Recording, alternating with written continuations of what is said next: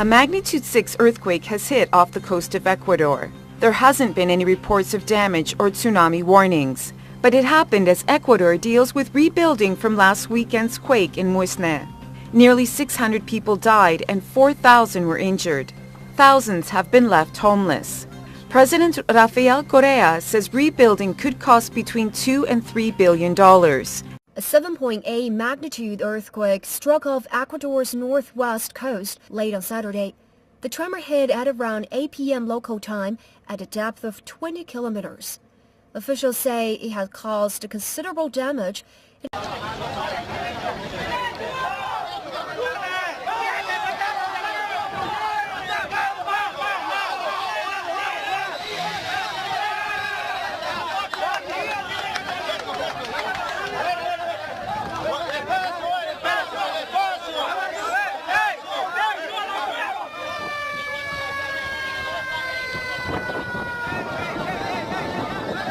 That big headline overseas, rescuers in a race against time to find survivors after that devastating earthquake in Ecuador killed hundreds. This drone footage showing the damage. ABC's Lindsay Janis is on the scene now for us. Good morning, Lindsay. Good morning, Robin. We just arrived in this coastal town nearest to the quake's epicenter. Police telling me the buildings behind me are hotels where they believe dozens of tourists are still trapped. They say it's been so difficult to get here. The search for survivors really only began a day ago. So far, they found just one person alive, but they are hopeful there will be others. Crews working through the night searching for survivors buried deep under the rubble of Ecuador's 7.8 magnitude quake. More than 400 killed, among them at least one American. But amid the devastation, there is hope. This dramatic footage capturing the moment emergency workers rescued 3 people from beneath this collapsed shopping center. One seen waving his hand from underneath the debris. Trapped for 32 hours, the man emerging headfirst out of a 28-inch hole drilled through the concrete. The husband of one of the women crying out, "I felt she was alive." In another hard-hit area, rescue crews also saving this dog. Drone video revealing the extent of the destruction. Buildings leaning, entire floors crushed, other structures flattened. Thousands of survivors now homeless, sleeping in makeshift shelters. Overnight, we found this family resting in front of their destroyed home right near the quake's epicenter. And earlier in the day, Katerina Pinargote telling us she and her 2 young children were not at home when their apartment building was flattened. A worker only able to recover a few of her baby daughter's shoes. You don't even have a pair here. American teacher Brian Bayer was inside this apartment building when the quake struck, ceilings caving in and concrete crumbling. The entire building was jumping up and down, absolutely traumatized. The official death toll across Ecuador is now over 400, and that number is expected to rise. There are hundreds feared dead in this town alone. The good news is international aid is making its way here, and the U.S. is sending a team of disaster experts. Robin? That's good to know. All right, Lindsay, thank you very much. And those scenes are just absolutely devastating. Well, they certainly are. Those 3 powerful earthquakes in 3 days. The hunt for survivors intense, a race against time. But in Ecuador, rescuers had to pause the search, waiting out one of hundreds of aftershocks. In Japan, back-to-back earthquakes triggered landslides, destroying roads, isolating hard-hit towns. All of the quakes along the Pacific Ring of Fire, which also includes the U.S. West Coast. ABC's Lindsay Janis is on the scene in Ecuador tonight. This is the moment a 7.8 magnitude earthquake strikes. Panicked screams, and then the lights go out. Entire city blocks leveled. Homes collapsed with people still inside. More than 350 dead and thousands more injured. This overpass is one of the busiest roads in Guayaquil. The powerful earthquake causing it to collapse, shredding tons of concrete. Across the Pacific, Japan still reeling from those 2 deadly jolts that hit in the dead of night. Earthquake? ABC's Matt Gutman hiked to this dramatic scene. This mudslide was over a half-mile wide. It came roaring down this mountain, ripping it in half. then obliterating that bridge and those roads on the other side. Those 3 deadly earthquakes all on the volatile ring of fire that also includes the west coast of the U.S. So tonight, many are asking if we're next. Here in California, we expect an earthquake the size of the one that hit in Japan about once every decade or two. We can tell from geology the Pacific Northwest, at some point, they're going to have a magnitude 9. A chilling warning there. And Lindsay Janis joins us now from Guayaquil. And Lindsay, so much concern now that this death toll is going to rise even more. That's right, George. With so many still missing, that number is expected to rise. We're also learning tonight that 1 American is among the dead. But on a brighter note, 3 people have now been pulled from a collapsed shopping center where they were trapped for more than 32 hours.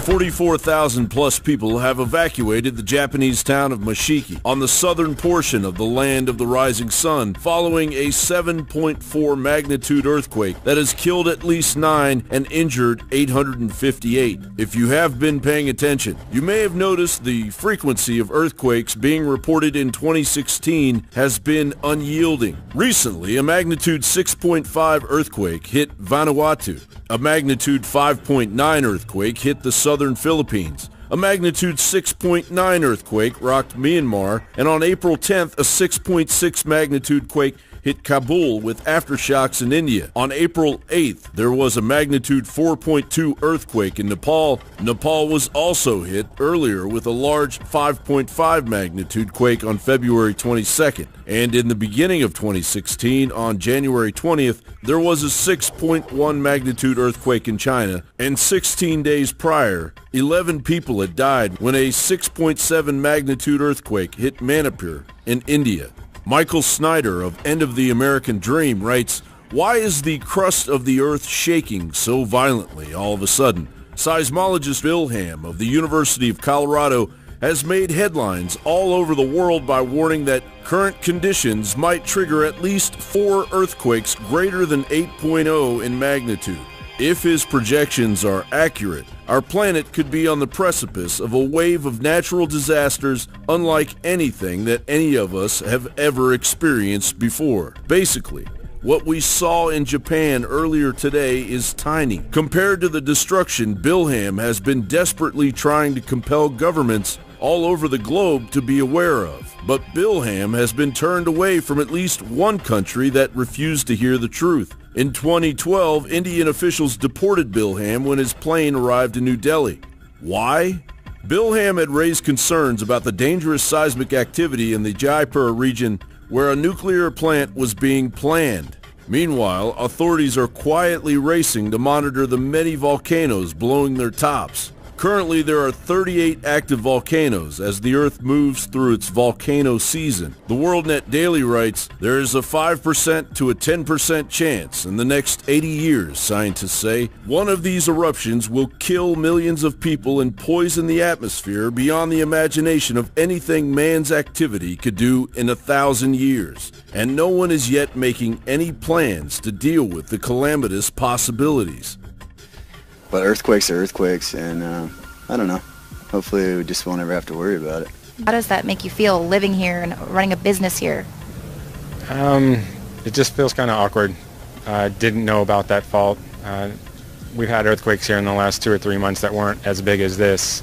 But I'm just happy that I have a building that I know that can withstand it. This relatively unknown fault line that was here, and you can see where the road has just separated into, it was pushed up against each other directly in this area. Sidewalks are about 3 feet high in some places. True to California fashion, some of the children have seen this as their opportunity to have their own makeshift bike ramps and skate ramps, trying to make the best of this situation. All eyes should be on the Ring of Fire as the trenches activate the tectonic plates at exponential levels and earthquake news events multiply. Researchers reveal natural disasters have caused over 8 million deaths and $7 trillion worth of damage over the past 115 years. Dr. James Daniel has collected and evaluated over 35,000 natural disaster events that have occurred around the world since the year 1900. So we take this data, and then what we've done is we've collected then the value over time of each disaster, and we've come up with a value around $7 trillion US, and this is for earthquake, flood, storm, wildfire, drought and temperature. The study says around a third of economic losses between the years 1900 and 2015 have been caused by floods, with earthquakes and storms showing an increasing role in recent times. The announcement was made at Europe's largest geosciences conference, bringing together around 13,000 scientists from around the world. Meanwhile, researchers from the European Commission say in the coming decades, Europe will be much more frequently exposed to extreme weather events like heat waves, droughts and wildfires under global warming. The increase, they say, will manifest particularly in southwestern regions. We retain that these hazards, these changes in frequency are strongly linked with the rise in temperatures, particularly in those regions that are expected to manifest larger changes in temperature. Meanwhile, in key hotspots like coastlines and floodplains, which are often highly populated, floods and windstorms could cause extreme damage, according to the research, in combination with other climate hazards.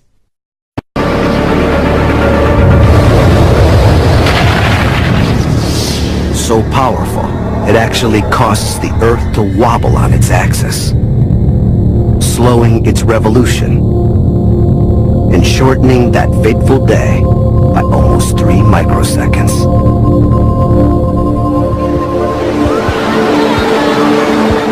The 2004 tsunami is a mega disaster that came out of nowhere. Or did it? The Earth appears to be getting more deadly than ever before. We know that there are many cases where the worst has not yet been seen. Are natural disasters becoming more frequent and more deadly?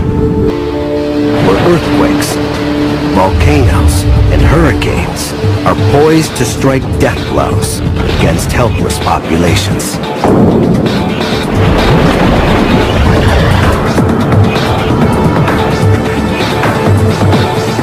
Can we avoid the outbursts of our violent planet? Or are we like this man on a beach in Thailand, helpless in the path of Mother Nature's fury?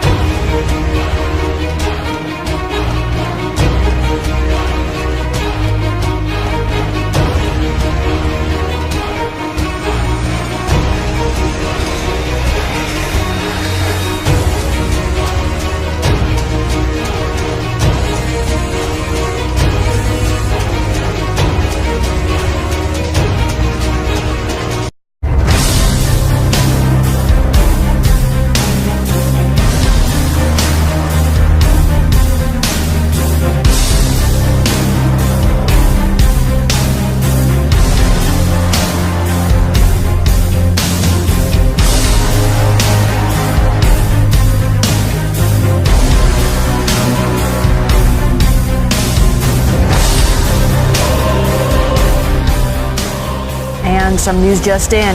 The death toll from earthquake in Nepal has reached 1,457 people. The quake with a magnitude of 7.9 is the strongest to have hit the country in over 80 years. It reduced residential areas and centuries-old temples to rubble in California. 7.7 just struck off Papua New Guinea, triggering a tsunami alert. That's according to the U.S. Geological Survey. The epicenter was 34 miles or 54 kilometers southeast of Kokopo. The Pacific Tsunami Warning Center says hazardous waves are possible for coasts within 1,000 kilometers away from the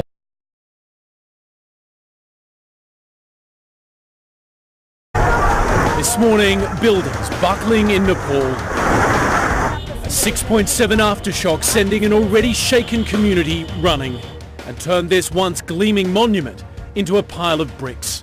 The original magnitude 7.8 earthquake felt by nearly 6 million people in Nepal, India, China and Bangladesh, even unleashing massive avalanches 100 miles away.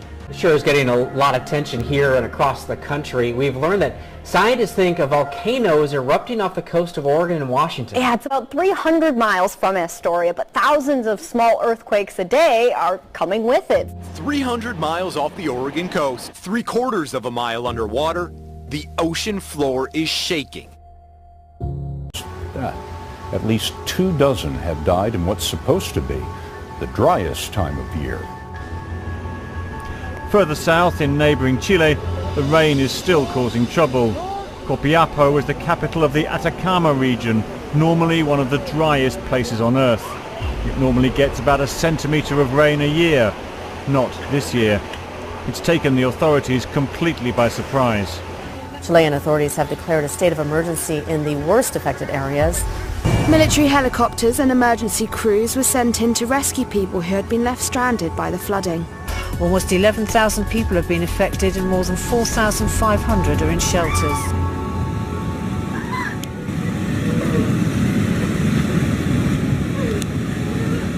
Good evening. With a brutal winter barely behind us, tornado season is quickly firing up with several states on alert right now for severe weather.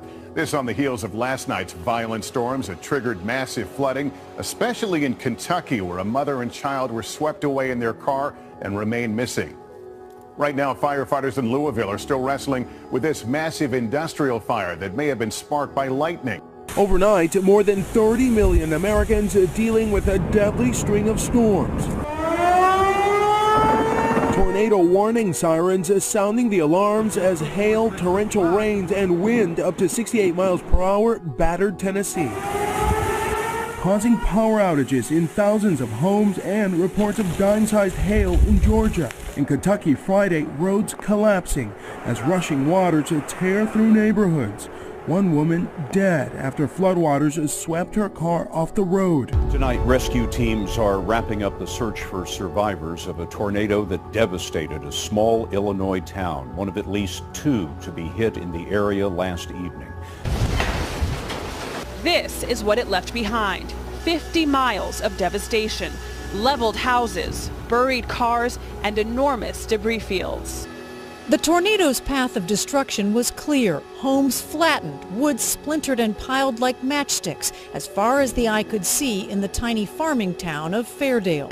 Tornado on the ground. Overnight wild weather across much of the country. Look at that. Funnel clouds forming across the heartland. Another one coming down there.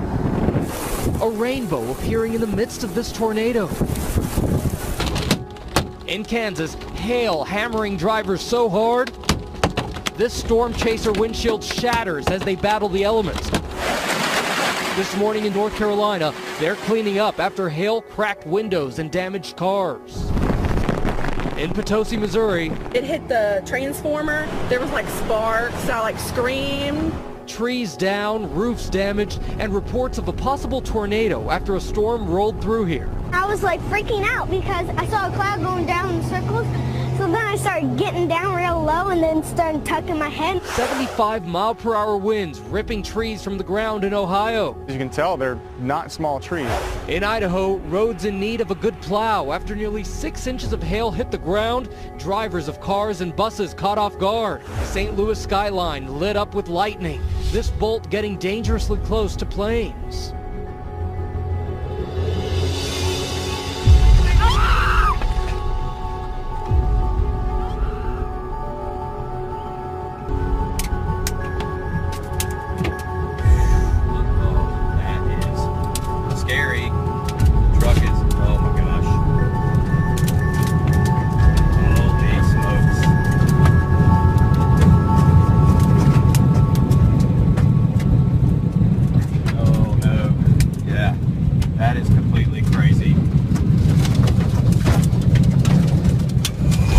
In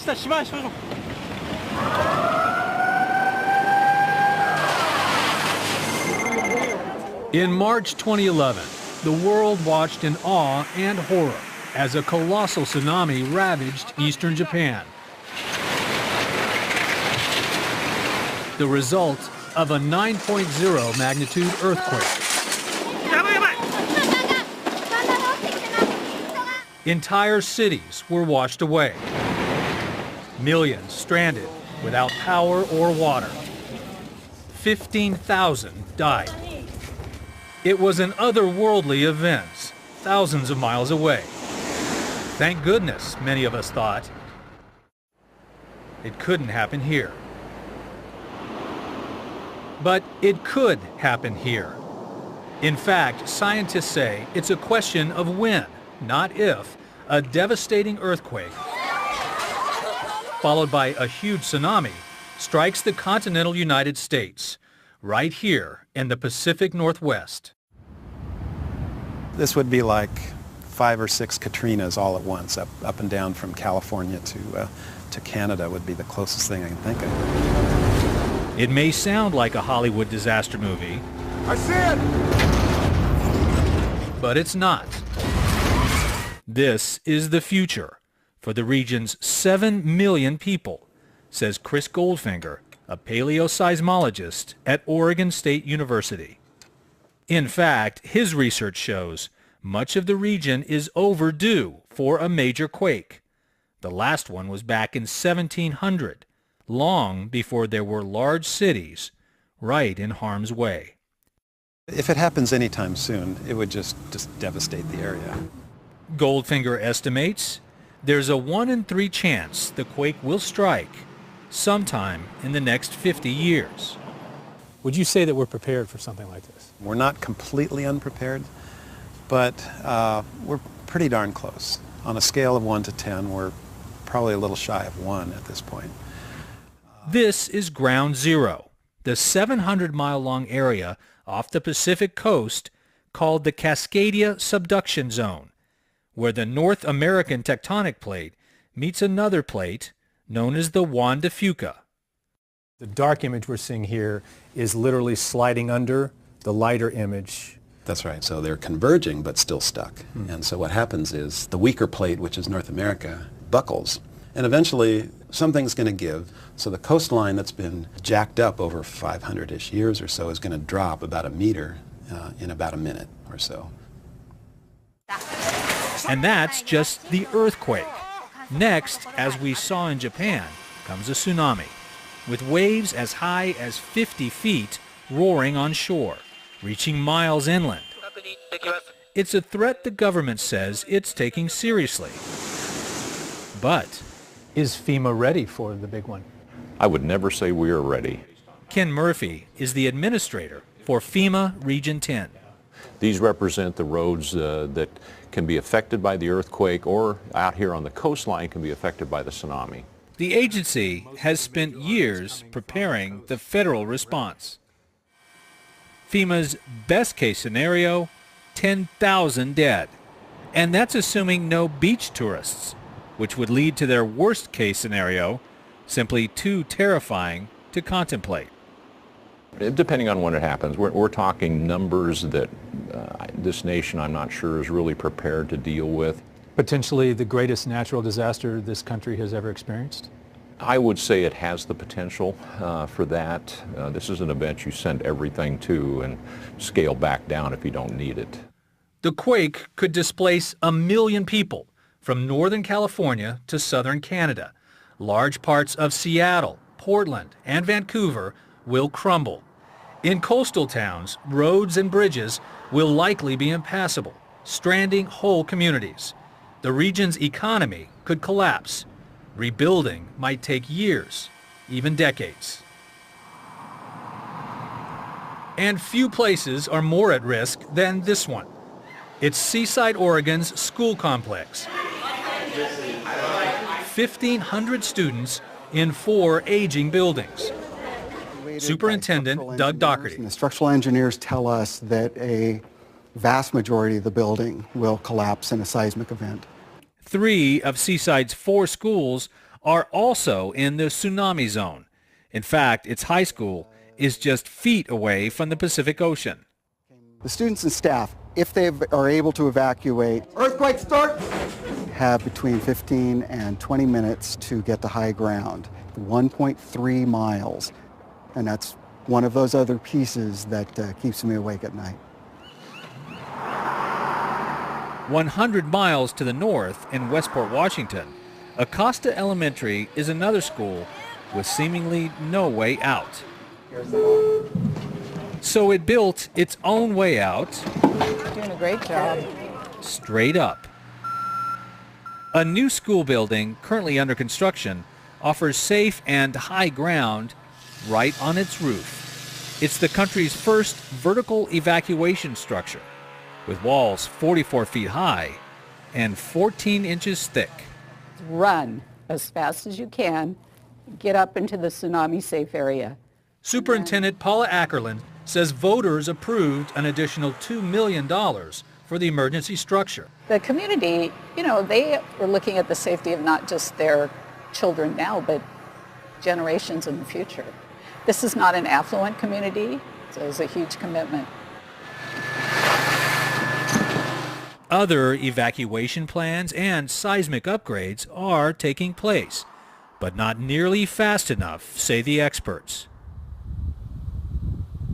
Back at Seaside, Oregon, 3 years ago, the school district did try moving all its students to a new campus. But when they found out it would take an 18% property tax increase, the voters rejected the measure by a margin of almost 2 to 1. Were you surprised? Oh, I was not only surprised but heartbroken. It's just very, very expensive for our local citizens to foot the bill entirely. I hope people don't understand the implications of their decisions, because that would basically be writing off an entire school district student population. As for Oregon State's Chris Goldfinger, he continues to warn about a disaster that science says is just a matter of time. This is going to scare a lot of people. Well, I don't think that's a bad thing. If you're really well prepared and the infrastructure is hardened, that can be the end of it. If you don't plan at all, it's going to be a catastrophe. And then there's just nothing you can do about that.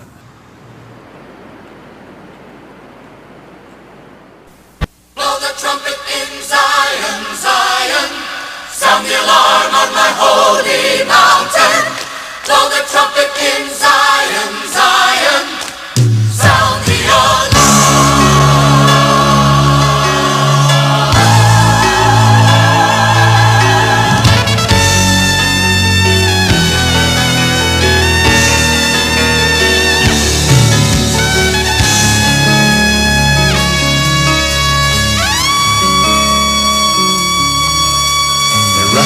The city, they run on the wall. Great is the army that carries out his word. They rush on the city, they run on the wall. Great is the army that carries out his word. The Lord utters his voice before his army. The Lord utters his voice before his army.